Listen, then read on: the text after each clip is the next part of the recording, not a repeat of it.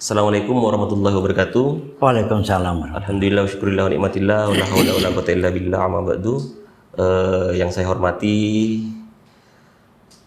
Kiai Haji Muhammad Ikrom Hasan, yang saya hormati seluruh alumni Senusantara dan seluruh kawan-kawan pengurus Pusat Iksas yang berbahagia, yang mana pada siang hari ini kita hadir dalam acara podcast almarhum al-maghfurlah Kiai Haji Ahmad Fawait Ustadz Samsul Arifin, yang mana program ini adalah bagian dari rangkaian Pusat Iksas menyambut Haul Kiai Fawait ke-12 yang insya Allah jatuh pada tanggal 9 Maret yang akan dilaksanakan besok malam.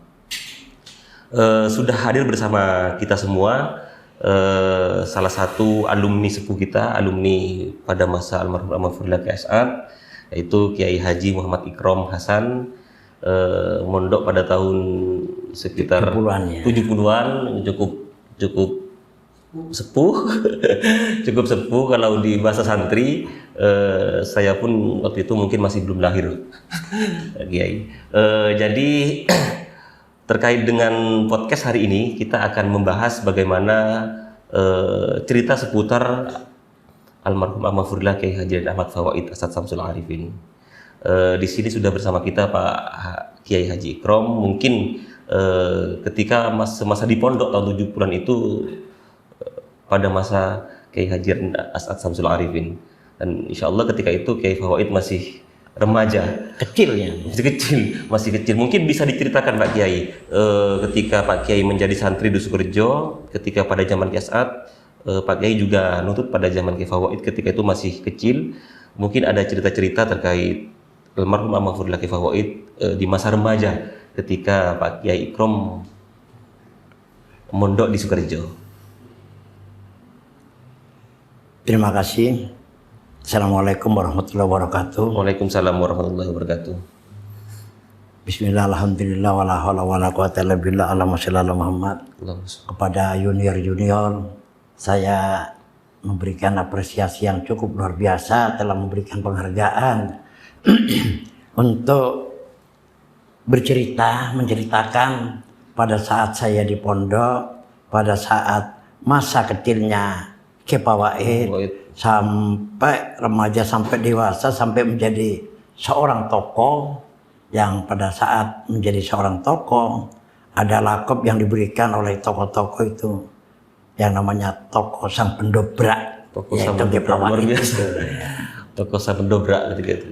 Jadi pada saat saya mondok itu, Kiai Fawait masih kecil, masih naik sepeda ontel, sepeda kecil itu. Ya. Saya melihat, karena saya pada saat itu mondoknya itu memang harus ke sini dengan emak dan bapak saya, tidak boleh ke lainnya. Tidak tahu apa hubungannya, wallahu a'lam, saya tidak tahu ya. Cuman saya melihat keanehan-keanehan. Satu, pribadi Kiai As'ad, kedua Nyerum, setelah itu juga yang lain-lainnya, Kiai Fatah Rozi, terutama Kiai Fawait ini. Masih kecil itu unik orangnya itu. Kiai Fawait ini ya. Ya, mungkin tidak pernah diceritakan. Pernah pada suatu saat Kiai Fawait itu hilang. Akhirnya Zainal itu yang biasa nonton itu dipanggil Nye Lora. Kemah Fawait, kemah Lorana. Tak bisa, boleh di mah. Sobong mulai beri ini kan sare. Nah sudah, saya akhirnya ke Kiai As'ad. Nyai marah Kiai, soalnya Fawait itu mulai kemarin tidak ada. Jawabannya Kiai As'ad bagaimana? Jantarkannya ini urusan sengkok jari. Jadi saya tergetar, bagaimana kok bisa sampai seperti ini? Keesokan harinya ini, ya 2 hari atau berapa hari kemudian, saya tidak sekolah, Kiai Fawait itu dari timur, dari Bungkana Tua itu. Sepeda. Ya, sepeda kene itu, Tiano Telo itu. Ralo akhirnya kamu mampir rai sare lah sampai naruai. Nah, saya perlu digendong dengan saya itu agak basah gitu. Engkau ya jok abang kok krom, kan pelat ya. Engkau ya jambah kom, kata kom ya bercakap biya. Allahur biya karim. Akhirnya bawa.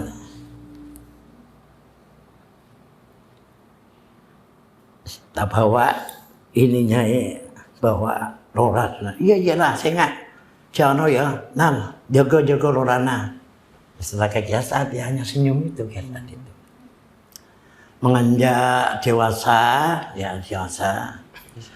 Memang saya lihat kesimpulan saya dengan teman-teman yang sering diskusi, kayak Pak Wahid ini memang terlepas dari kekuasaan Allah, itu memang sudah dipersiapkan oleh Kiasat untuk menjadi seorang tokoh, seorang pengganti mungkin ketika seorang penggantinya. Pengganti Kiasat. Karena setiap ada tamu, baik gubernur, pangdam, bahkan pada saat itu Beni Murdani jadi panglima, pada saat juga Pak Sugeng, Pak Wahid ini dibawa menaleng kiai sebenarnya kiai itu diminta untuk mendampingi. Iya, mendampingi itu. Menerima tamu-tamu. Padahal menurut pikiran saya kan tidak ngerti apa-apa. Iya, betul. Tetapi itu kan artinya bahwa Kiai As'ad itu kepada putra tercintanya itu sudah mulai dari awal itu ada penggembelengan khusus. Sudah dipersiapkan dari sejak dini. Dipersiapkan khusus ini. Ya kalau memang modelnya sekarang apa itu ya? Kalau ikut training atau bagaimana memang dipersiapkan dari awal. Diajak untuk menemani menteri. Hanya dengarkan itu aja, ya itu. Tamu-tamu kenegaraan mungkin. Ya tamu-tamu ya hanya kan Kiasat. Ya hanya melihat ke bawah itu pada saya itu ya seperti itu. Betul. Apalagi kalau sudah ada obat rabah gini waktu ya. Jadi saya yakin pada saya itu ini dipersiapkan ini. Karena Ki Wahid, Kiasat setiap punya putra kan wafat. Betul. Wafat. Nah setelah Ki Wahid ini lahir, ini kan ibu ditalam pun kiai itu kan. Tajian oleh tajian. Itu ahuli. Aduh tangan anak Odi ya. Tangan anak Odi yang tak lancang. Sampai seperti itu orangnya itu. Oh berarti ini sudah Kiai As sangat merindukan kehadiran sosok almarhum. Padahal menurut Nyai Sepo, umumnya Kiai As'ad ini kan setengah doa. Ya Allah, cek sampai As'ad nikah, paringnya anak laki. Soalnya apa? Kiai As'ad itu masih mudanya itu kan luar biasa di Madura. Jadi panglima ini. Gagah lah. Sampai yang namanya pesawat Belanda itu, pesawat Jepang itu ater-poter kenapa Sapona itu. Betul. Tetapi nampaknya karena keinginannya Kiai As'ad yang luar biasa, Allah memberikan putra untuk penggantinya itu. Selain Kiai Wahid diminta oleh abahnya ya Kiai As'ad untuk mendampingi beliau ketika ada kunjungan tamu dari luar pondok pesantren ke pesantren. Di sini Kiai Wahid juga melaksanakan tugas beliau terkait dengan belajar di pondok pesantren. Artinya sama seperti santri yang lain karena kondisinya ketika itu masih muda kan. Iya. Ikut sekolah di madrasah begitu mungkin ya. Ya. Mulai masih kecil Kiai Wahid itu sekolah. Sekolah juga di madrasah sama dengan sekolah di madrasah itu santri yang lain. Sehingga ya seperti biasa sekolah ini macam-macam apa itu. Kalau tidak keliru itu ketua kelasnya itu anak yang dari Raas itu siapa itu? Ada hidungnya mancung ganteng itu siapa namanya itu? Lupa. Itu, ada cerita khusus itu iya. dengan anak itu anunya itu. Sampai ke bawah itu ingat betul. Jadi pada suatu saat saya ke pulau itu, siapa kemudian? Mak Duk Nondo ya. Dia nanti saya tanya Kiai. Setelah saya tanya bahwa itu teman kelasnya Kiai, bahwa dia itu ketua kelas. Apa yang terjadi itu ya? Kiai itu ngambil uang. Bekira dikit ya. Jika boleh diri sengkok saja di dalam mulia. Perhatiannya mulai itu sudah ada bahwa punya teman akrab ini. Waktu sekolah itu sudah ada nih itu. Luar biasa. Iya. Jadi bukan Kiai Pawai itu tidak sekolah.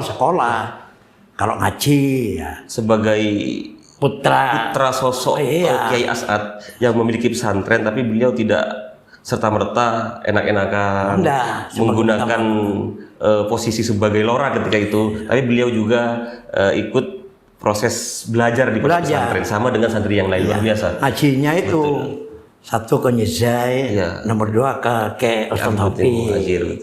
Jadi belajar itu, anunya itu. Jadi bukan tidak belajar ya anunya itu.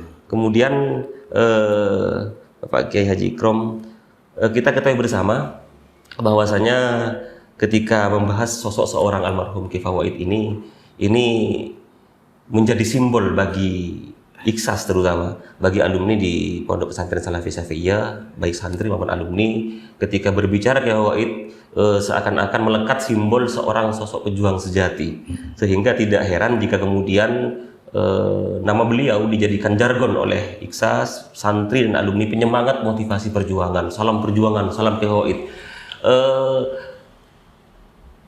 Di mata Kiai Haji Ikrom ini, bagaimana sosok perjuangan seorang almarhum Kiai Fawaid sehingga ini betul-betul menjadi motivasi terhadap seluruh santri dan alumni terkait dengan sepak terjang perjuangan beliau di luar pesantren? Iya.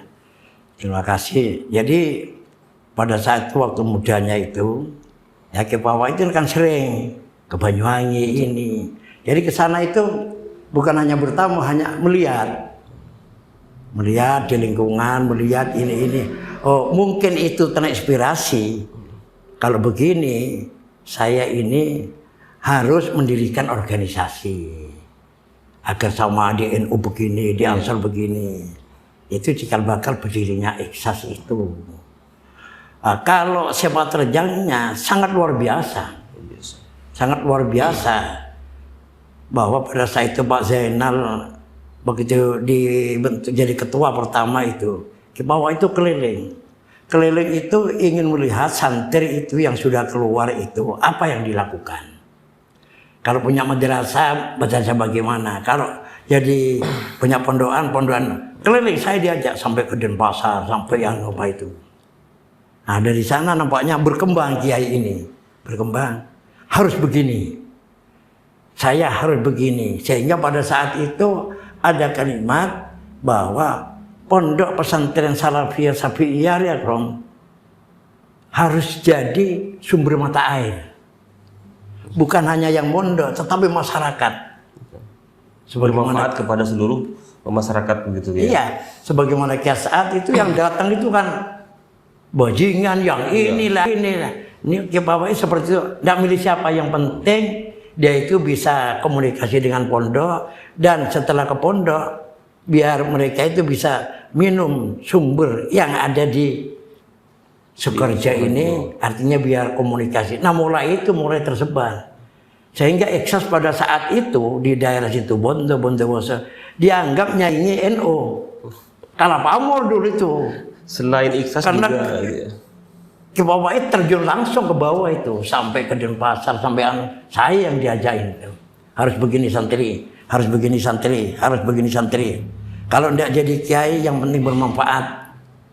Sampai apa jadi modin, apa jadi guru, apa jadi petani. Tapi diminta oleh kiai itu, siapa dari santri-santri yang berhasil, jangan sampai lupa komunikasi dengan teman-temannya. Sambungnya. Nah itu yang membuat saya itu terperangah begitu luar biasanya perhatiannya. Sehingga waktu saya di DPR itu saya datang ke teman-teman yang jauh-jauh itu, karena amanatnya seperti itu. Bagaimana mempererat tali persaudaraan antar alumni, persaudaraan itu yang pesan yang disampaikan Kiai Fawaid. Sehingga Ikhlas itu dengan visi dan misinya itu jangan sampai lepas kepada teman-teman yang ada di luar pondok pesantren itu. Sehingga sampai sekarang kan ada komunitas ini dan sebagainya dengan bacaan Rawatibul Hadda, ada yasinan, dipersilakan itu santri itu.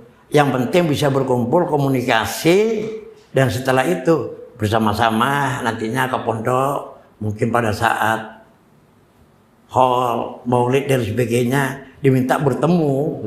Antara alumni itu bercerita apa yang menjadi keluhan-keluhannya, ada yang tidak mampu ini, ada yang begini, ada begini. Nah pada saat itu terlanjur teman-teman yang sudah ekonominya itu mampu, itu memberikan sumbangan kepada teman-teman yang sudah jadi kiai, bisa ngaji yang ada di pelosok-pelosok. Jadi di reuni alumni itu bisa mencurahkan temu kangen, kemudian saling tukar informasi antar alumni yang digagas ketika reuni alumni pada zaman almarhum. Saya juga masih ingat ketika itu, Pak Kiai. Ya itu kelebihannya Ki Pak itu tumpuk merekatkan alumni walaupun pada saat itu tidak kenal karena interval waktunya sudah selisih 4 tahun, 5 tahun, 7 tahun itu dengan cara seperti itu.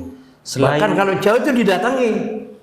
Selain tadi Pak Kiai juga menyebutkan bahwasanya Kiai Hawid itu pernah menyampaikan bagaimana kemudian Sukorejo ini menjadi sumber mata air yang bisa dirasakan oleh masyarakat banyak. Artinya bagaimana sosok Kiai Hawid ternyata ingin dakwah beliau di luar pesantren mampu mengakomodir seluruh kalangan agar semua dekat dengan Sukorejo, agar semua bisa bermanfaat di masyarakat. Tidak heran kalau kemudian ketika itu almarhum Kiai Hawid juga bentuk Orkes Gabus Al-Badar, Bahasa FM, mampu mengakomodir seluruh elemen baik bajingan, baik kemudian seniman. Itu kan dulu pada zaman Kiai Hawid sempat dibentuk Bahasa FM kayak. Iya.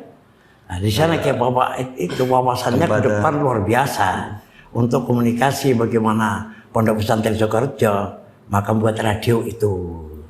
Nah setelah itu komunitasnya karena dari ibunya, dari Bunyai itu kan masih turunan dari Jawa Barat, dari Rian itu ya. Itu kan budayawan semua, seniman semua. Mungkin darah budayawan atau seniman itu mengalir sehingga membuat Al-Badar, membuat ini macam-macam. Walaupun pada saat itu ada kritikan-kritikan. Bagaimana keadaannya kan ini? Ada pro kontra lah dari masyarakat. Jadi saya nyampaikan, soalnya Ki As'ad tidak seperti itu, Ki Samsul tidak seperti itu. Tapi kan zamannya beda, Kiai. Kita berdakwah kepada orang yang seperti ini.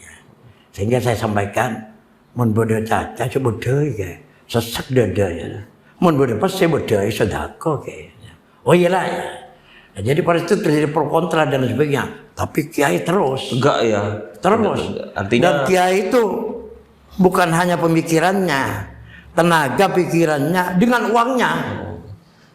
Luar biasa. Luar biasa. Ketika berbicara sosok Kiai Hawid, ketika berjuang, ini tadi sudah diceritakan bagaimana sosok Kiai Hawid terkait dengan pro kontra di luar ketika beliau mengadakan Al-Badar, mengadakan Bahasa FM, kemudian berjuang di luar pesantren. Tadi juga disampaikan ada banyak pro kontra dari masyarakat maupun dari alumni sendiri ketika itu, tapi beliau tetap kekeh dalam prinsip perjuangannya. Artinya kalau sudah ini dirasakan benar, tidak melanggar syariat agama Islam, beliau tetap maju. Artinya beliau betul-betul berani mengambil sikap dalam perjuangan. Kiai Hawid itu tipologi pemimpin yang berani melawan arus. Kalau tahun baru di Banyuwangi itu kan hiburan luar biasa di Banyuwangi, kan kota seni ya, kota seni dan sebagainya. Itu tahu-tahu Kiai Hawid Masjid Agung buatkan jeramba yang besar. Saya mau mendatangkan Al-Badar dengan penyanyi-penyanyinya dan sebagainya. Ekrom tampil, terus Kiai Dailami harus datang juga. Itu Kiai datang. Akhirnya orang-orang yang memang biasa dengan hiburan di lapangan Belambangan, ada kebelabuhan, itu berduyun-duyun di depannya masjid itu.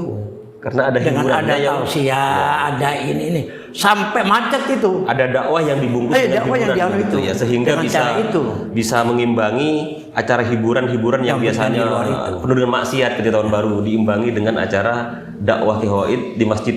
Iya. Namanya itu Habib Mahdi dan sebagainya itu berarti merespon luar biasa sampai namanya Sarifah yang tidak pernah keluar itu pada saat itu keluar semua. Sarifah itu keluar semua. karena ada Al-Badar begini. Ya udah, ini ya salam. Luar biasa. Dengan salam. Luar biasa. Dakwanya itu lintas sektoral kan. Iya. Anak muda yang ini. Jadi fenomena dakwah dengan hiburan sholawatan itu sebenarnya sudah digegas oleh zaman almarhum Kiai Wahid sudah ya. Iya. Jauh itu sudah digegas. Artinya beliau mempunyai pemikiran dengan konteks zaman yang sudah seperti ini harus diimbangi dengan hiburan dakwah itu. Luar biasa. Selain tokoh almarhum Al-Maghfurullah Kiai Wahid ini dikenal dengan sosok pejuang di luar pesantren, beliau dekat dengan semua kalangan, baik itu pejabat, baik seniman maupun dengan ulama. Beliau juga dikenal dengan sosok seorang kiai yang penuh sabar, kesabarannya, kemudian mempunyai militansi yang tinggi terhadap pesantren, memiliki kesetiaan terhadap nilai-nilai perjuangan. Mungkin bisa diceritakan oleh Kiai Ikrom terkait dengan bagaimana Kiai Fawaid ketika semasa hayatnya, ketika ada kisah dengan Pak Ikrom, bagaimana ketika berjuang di luar pesantren, beliau gigih dan mempunyai loyalitas yang totalitas dalam perjuangan itu, mungkin bisa diceritakan Pak Ikrom. Jadi Kiai Fawaid ini tipe pemimpin bukan keras ya, bukan keras, tapi tegas. Tegas disiplin begitu. Tegas disiplin untuk menyampaikan apa yang menjadi buah pikirannya itu. Nah setelah itu dia berpikir, kalau santri saya hanya jadi ini, padahal di Indonesia ini membutuhkan tokoh-tokoh, katakan seniman, pembisnis, politisi. Itu langsung dikembangkan, didorong santri saya harus ada yang jadi politisi, tapi jadi pemimpin. Jangan mengekor jadi pemimpin, didorong jadi pengusaha, jadi petani, macam-macam lah, jadi nelayan, ini. Itu didorong oleh Kiai Fawaid dengan totalitas pemikirannya. Santri saya bertebaran dengan kemampuan atau dengan sesuai dengan kemampuannya mereka masing-masing. Kan tidak mungkin kalau santri 1000 itu jadi kiai semua. Kalau jadi kiai semua terus santrinya siapa? Kan terjadi persaingan. Maka ada yang jadi PNS, ada yang jadi polisi, ada yang jadi tentara. Itu memang motivasi dari Kiai Fawaid itu. Termasuk santri banyak yang menjadi politisi di zaman almarhum Kiai Fawaid. Iya. Santri alumni Sukorejo yang menjadi pemerintahan, banyak di posisi pemerintahan juga di zaman Kiai Fawaid itu ya. Ketika berbicara Kiai Fawaid maka tidak bisa dilepaskan dengan misi beliau ketika berjuang di ranah politik praktis, Pak Haji Ikrom. Kita ketahui bersama bahwasanya politik beliau adalah politik kebangsaan. Artinya bukan semata-mata persoalan kekuasaan atau kepentingan person, tapi lebih kepada politik kebangsaan dan politik keumatan. Mungkin ini juga perlu disampaikan, ada cerita-cerita dari Kiai Fawaid terkait dengan bagaimana sih kemudian seorang almarhum Kiai Fawaid ketika melaksanakan politik kebangsaan dan politik keumatan, sehingga alumni bisa paham dalam konteks saat ini, di mana ketika berbicara konteks politik praktis sudah banyak bergeser dari nilai-nilai perjuangan yang sifatnya keumatan, bergeser kepada nilai-nilai yang pragmatis. Ya memang Kiai Fawaid sebagaimana awal saya sampaikan bahwa Sukorejo ini harus jadi sumber mata air. Siapa saja yang seumpama itu air meminumnya itu tidak memilih siapa ini, sehingga pada saat itu yang datang sowan ke Kiai Fawaid katakan bukan hanya partai-partai yang partai Islami yang dari Golkar, PD, banyak teman-teman itu ke sini minta pertimbangan, minta nasihat dan juga dikasih, didorong motivasi. Yang penting bermanfaat untuk umat dan bangsa ini. Yang penting bisa merasakan apa yang dilakukan oleh santri atau simpatisan yang ada di wilayah di sini, Madura, Jawa Timur, Bali, itu. Dan itu terbukti. Itu bukan santri namanya Sadiran, itu bukan santri. Tapi tasuknya ke Kiai luar biasa sampai jadi anggota DPRD tingkat 1 Bali. Itu namanya sadiran, itu namanya didorong. Walaupun saya tidak punya ini. Saya mau datang ke Singaraja, datang didoakan nih sampai jadi. Bayangkan, bukan santri dia itu. Asalkan punya komitmen jelas, Ya, punya komitmen bahwasanya, jelas ini. di politik untuk kemaslahatan keumatan. Oleh karena itu, politik kebangsaan ini untuk teman-teman kita sekarang ini yang ada di Eksas ini harus bisa memahami kalau memang harus ada berbeda ini. Itu jangan dianggap berbeda itu sesuatu yang tidak baik. Betul sekali. Makanya kita ini sebagaimana saya sampaikan, mari kita bersama-sama dalam perbedaan ini berjalan menuju satu tujuan baldatun thayyibatun wa rabbul, yaitu NKRI yang sekarang harga mati itu. Tapi yang paling tidak suka kiai itu kalau kita ini bersama-sama untuk berbeda. Merasa paling benar sendiri ini. Dan Luar biasa. sangat luar biasanya itu. Makanya kalau diundang bupati sana ini, dia datang dan mendoakan kalau memang tidak cocok, mudah-mudahan Allah meluruskan dengan caranya Allah. Jadi tidak mau langsung, jangan ini karena tidak cocok dengan saya, tidak mesti datang caranya itu. Dari tadi sudah disampaikan begitu banyak bagaimana kisah almarhum Kiai Fauid dari sejak beliau masih kanak-kanak, kemudian remaja, bagaimana beliau juga berproses di pendidikan sejak di pondok pesantren, kemudian bagaimana sepak terjang beliau di dunia luar terkait dengan pola komunikasi dengan segala elemen, baik itu dari tidak hanya dengan para kiai atau ulama, tapi dengan seniman dan politisi. Tadi sudah dikupas. Mungkin yang terakhir, Pak Haji Ikrom, ada pesan-pesan dari Pak Haji Ikrom kepada seluruh alumni kita Nusantara terkait dengan nilai-nilai apa yang seharusnya diambil dalam melaksanakan aktivitas di luar pondok pesantren. Karena alumni kita kan banyak yang berkhidmat di luar pesantren, ada yang jadi guru, yang jadi pedagang, pembisnis, ada yang jadi kiai, ada yang jadi politisi, negarawan. Mungkin ada pesan-pesan, pesan apa yang ingin disampaikan Pak Haji Ikrom terkait bagaimana kemudian harus mencontoh almarhum Kiai Fauid kepada seluruh alumni. Pesan saya kepada alumni-alumni maupun yang masih aktif sekarang sebagai junior ini bisa memahami, bisa mengurai apa yang menjadi pemikiran Kiai Fauid.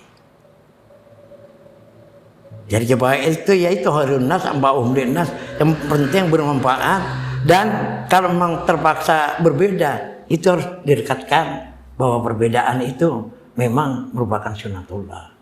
Oleh karena itu jangan sampai ada santri-santri itu terlalu fanatik dengan ini, padahal di sana yang kita dakwah itu tidak sama.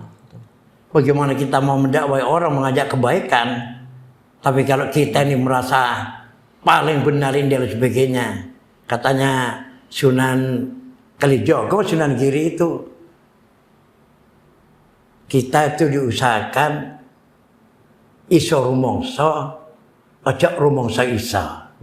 Jadi kita ini harus merasa aromasa, aromasa bisa.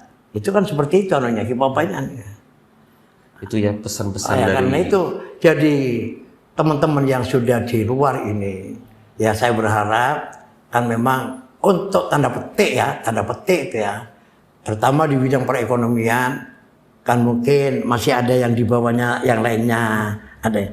Ya tolong kalau memang ada kelebihan ya harus komunikasi, dibantu, karena apapun itu adalah saudara, walaupun tidak sedarah tapi saudara lahir dari rahim yang sama, yaitu Sukorejo ini. Karena Sukorejo ini tanah yang berkah. Yang paling penting juga adalah militansi kepada pondok pesantren.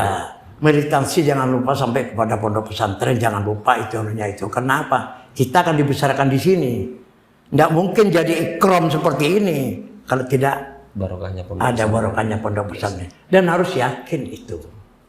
Harus yakin. Betul. Terutama di organisasi kemasyarakatan itu mulai dari kiasat kan jangan sampai lepas dari NU ya. Iya. Jangan lepas sampai dari NU ini. Nah, mungkin bisa saya sampaikan ini kan sangat jarang ya.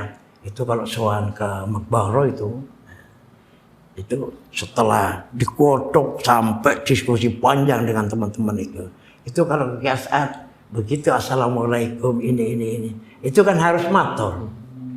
Kiai abdina santrina ajunan samangken titi pengurus NU ranting samangken noro NU noro lampana panjenengan aku ya abdina jadi santrina itu harus sebagai kata kunci didahirkan itu. Harus disampaikan. Itu yang namanya torek ya itu. Itu berarti, sudah gembira ya saat itu. Utang santre. Berarti ini anu ya, apa namanya informasi kepada seluruh alumni mungkin ya, sebagai tips kepada alumni. Jadi siapapun yang mau datang ke Makbaroh nanti ketika mau menghadap itu kalau bisa diucapkan menyampaikan kepada almarhumin yang ada di Asta bahwa saya santri ikut tampaknya Kiai, perjuangannya Kiai Sekadin. Sekarang saya jadi pengurus ranting. Alhamdulillah saya jadi pengurus ini karena apa? Ingin bersama-sama Kiai. Karena seperti itu, Kiai. Itu kuncinya itu anunya. Baiklah, tadi sudah banyak disampaikan terkait dengan cerita almarhum Mahfudillah Fawaid dari semenjak kecil hingga dewasa, hingga kemudian beliau berkiprah di luar pondok pesantren, bagaimana perjuangan beliau di luar pondok pesantren. Semoga kita sebagai santri dan alumninya yang ada di luar pondok pesantren, khususnya teman-teman atau kawan-kawan Ikhlas Nusantara, mampu meneladani apa yang menjadi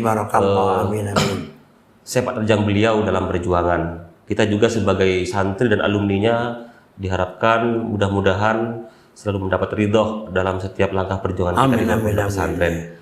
Mungkin hanya itu dari kami. Kita cukupkan podcast pada siang hari ini. Kurang lebihnya mohon maaf. Assalamualaikum warahmatullahi wabarakatuh. Waalaikumsalam warahmatullahi wabarakatuh.